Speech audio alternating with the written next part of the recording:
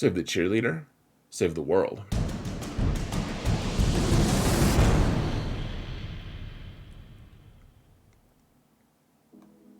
Hello, everyone, and welcome to another episode of Zareth Prevails. Folks, today I want to talk about Omicrons and our current situation with them, what we should do, what's our strategy, how should we navigate these kind of treacherous waters with Omicrons, because there's a lot of different factors at play. There are going to be a lot of characters with Omicrons who need them, and how should we navigate that? Like, what gives? Should we just apply them willy-nilly? Should we never use the expression willy-nilly ever again? Should we just save them? What should we be doing? I don't know. I don't pretend to have all of the answers. There are some insights that I have, though, that I think are going to be good. So before we go on, just want to remind you guys, we're trying to mount the algorithm, etc., and would love if you guys would want to get in on the action with me, namely just hitting that thumbs up button and leaving a comment in the comment area. Both of those things help tremendously on algorithm mountage, and otherwise you can, if you haven't hit that sub button yet, please do, as I dropped my pen that I wasn't using for any other reason than to nervously fiddle with it. But just there's a look behind the scenes, guys. There you go. I'm providing extra value. Why haven't you hit that sub button yet? But one way or another, would really appreciate that. So let's actually go first into the forums, shall we? Let's venture into that crazy place. Whoa. Oh wait, we're in the forum. Who cares? I don't care. I'm not surprised, nor do I care. So first off, we're going to be getting a lot of Omicrons, or Omicron needing characters here. Approximately 2 per update after this title update. This is in the Road Ahead post, if you guys aren't aware, that they sent out. We've already gotten Rose Tico and Captain Phasma, which makes me wonder, are we just going to go down the line? We're going to get Rolo, we're going to get Sidious in the next one, etc. The other question, though, is, so that they say it every update per update, and that doesn't say title update, it's just straight up update. And it makes me wonder if that means they're going to be updating us every week, presumably for the Starkiller event. Starkiller is coming on December 15th, which means that they have to release a new character at a rate of 1 per week up till that point. And so are we going to be getting Rolo, Sidious this coming week, Qui-Gon and Zam the week after, Chief Chirpa and Chief Nebbit the week after, and then for the Starkiller update and event, we'll get IPD and Hera, and we'll just have them all by December 15th, in which case that is a huge amount of information that we have to absorb. Not only are we going to we have Rose Tico and Captain Phasma right now, we also have the Boba Fett, the Dad Bod Fett, the Boba Fett man, whatever you want to call him. The Polynesian hot tub Fett. I forget what people are calling him, but there's all kinds of fun names. But what should we be applying these to? I don't know. Your guess is as good as mine in terms of how good all of these are going to be. Right now, there's actually going to be this really interesting split between the competitive community, because, well, I don't know if split is the right word. It's going to be this moment of, what are your priorities? Which master do you serve, in a way? Because in territory wars, they obviously, the top guilds take it very seriously, because they just, they want to win. They want those droid brains, and even beyond that, they just take it very seriously, similarly to how seriously I take GAC. And so it's not unreasonable for a top-level guild to require their players to do certain things, to farm certain characters, because they want to win, and especially because they can replace people really quick. They're going to be requiring people to save enough Omicrons for Fett, for instance. He's going to be a Galactic Legend level in Territory Wars, and they're going to need 50 of them immediately when he's released, and so they're going to be requiring that, I'm sure. So, but at the same time, these people who presumably loved, the competition of Territory Wars, a lot of them also, gosh, I don't know why I said that they do love it. It's not presumable, but they also, this is the presumable part, maybe GAC. They also love GAC as well. So those players are going to have to choose, because right now all that we have is 2 game modes to choose from for Omicrons. It's Territory Wars and GAC, and the rate of accumulation for our Omicrons right now is not high enough. It's not. We're getting like what, probably 1 Omicron every 2 weeks, like 20 total mats. I think we're getting, if you do all the refreshes on Cantina, and I realize not everyone can do that, but if you do all the refreshes on Cantina and you get the weekly shipments, Omicrons, those 2, and you get the 6 from Galactic Challenges, the 4 from Galactic Challenges, and then the 2 from the weekly shipments, and then you get 4 from Cantina. That might be stretching things, and there's also events and stuff. You can spend money, but at the end of the day, probably right around 10 per week, something like, maybe even less. And if you do that, it's going, that's 1 Omicron applied per 2 weeks. That's, for Dad Bod Fett, we're going to have to, that's like a month and a half worth of Omicron saving. That is a ton, and that's just for a Territory War character. I mean, it's going to be very difficult. Not to mention, Phasma seems okay, and so does Rose. So where do we go? Let's go in the game, and I'll give you guys some. We'll twirl some characters. We'll be like Cubs for a minute, guys. We'll twirl characters and talk from there. No shade on Cubs, by the way. If I can actually find the button to push, no shade, anyways. Let's see. Whoa, we're in the game. How'd we get here? This is madness. Okay. All right. I know some of you guys hate that, and so I'm trying to go like a couple of videos here and there without doing it, just so that people don't like hate leave. But we got to stay true to ourselves as well. So, and it does just crack me up, and I think it cracks some other people up. So. Let's keep going, folks. Let's not get bogged down. So let's see. We have here's the man.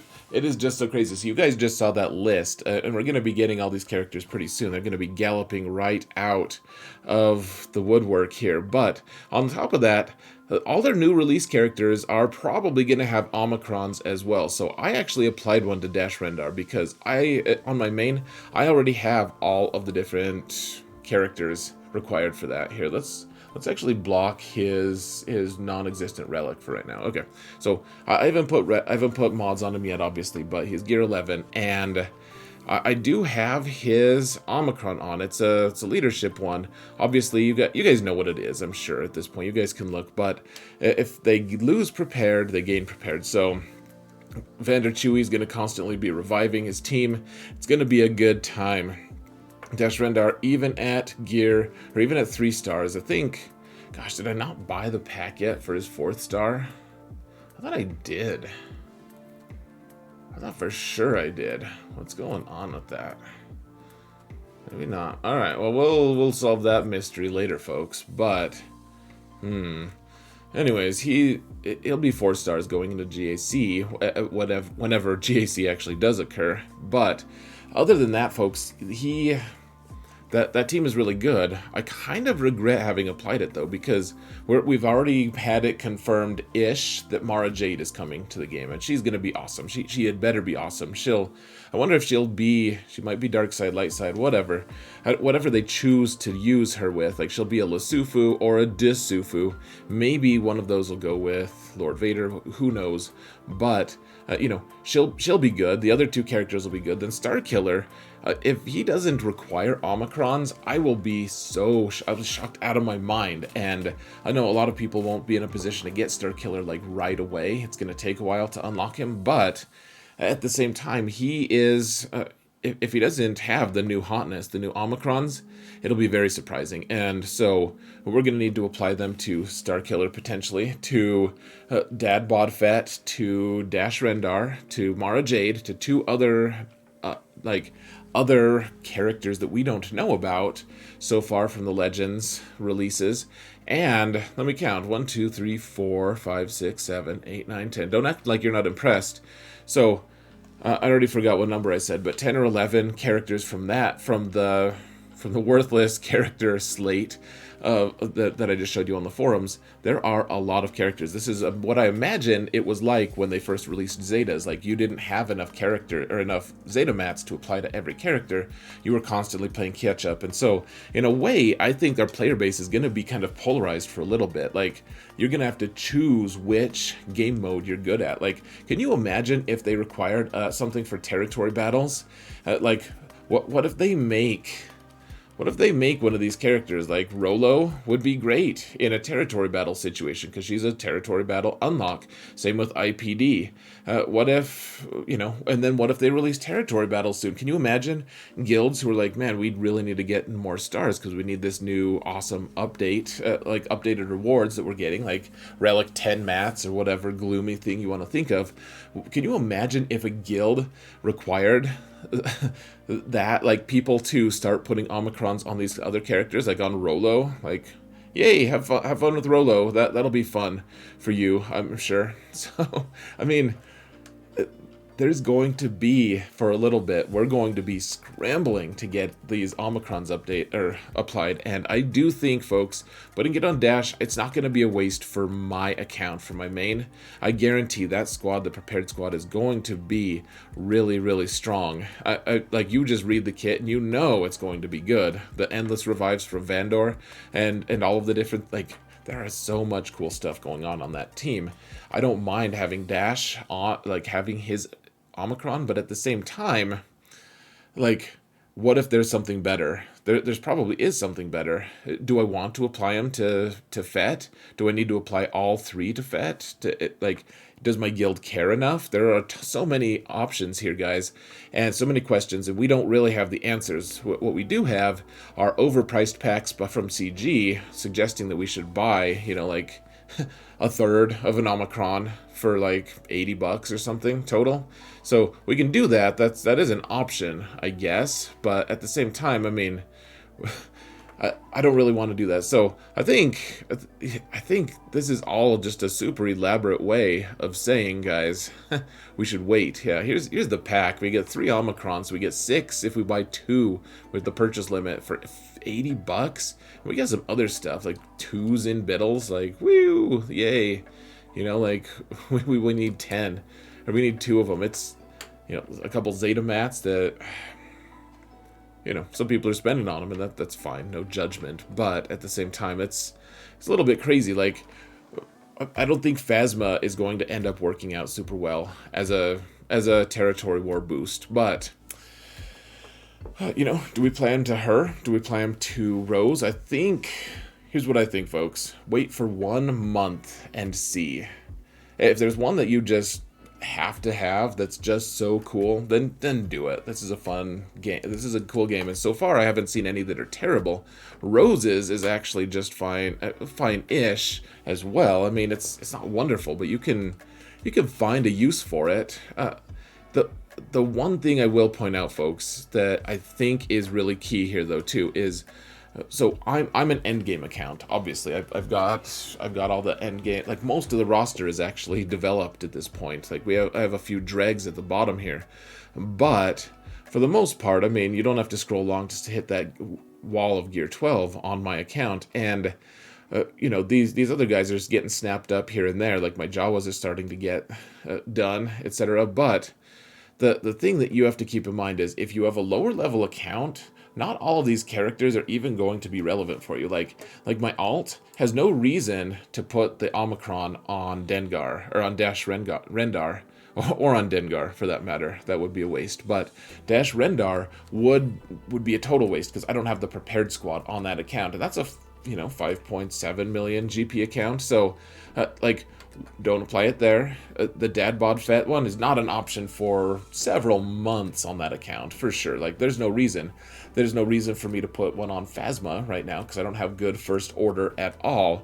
I also don't have good resistance, so Rose Tico would also, maybe she would be decent because I have a good Jedi Training Ray and R2-D2, at least because of Jedi Master Luke requirements. But otherwise, I mean, I'm going to be waiting and looking very closely at Rebel Officer Leia Organa, because that's the only one that's going to be relevant. A lot of the characters that are on this list are going to be like extremely irrelevant to whatever account it is. The only people who are going to have to pick and choose really are going to be the end game accounts. And so I would say wait to apply your Omicron unless you just really want to do it, and especially if you're in a position where you're like, well, of this entire list, the only one I have is Rose. Like, may as well get a little boost in GAC. And if that's the case, I think you go for it. I will absolutely be listing some kind of putting out some kind of a video ranking the various things to apply and everything. I think that's going to be important.